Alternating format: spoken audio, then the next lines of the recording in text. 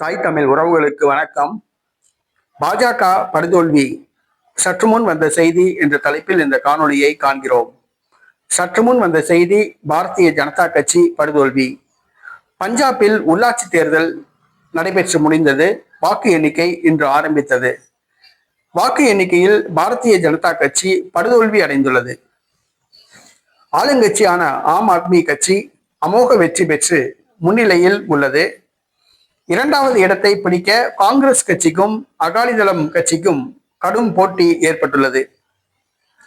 நான்காவது கூட்டணியாக போட்டியிட்ட பாரதிய ஜனதா கட்சி படுதோல்வியை சந்தித்துள்ளது. இது பாரதிய ஜனதா கட்சிக்கு பின்னடைவை ஏற்படுத்தியுள்ளது.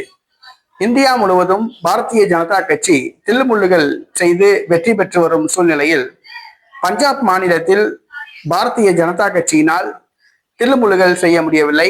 தற்பொழுது பஞ்சாபில் உள்ளாட்சி தேர்தலில் பாரதிய ஜனதா கட்சி படுதோல்வி அடைந்துள்ளது.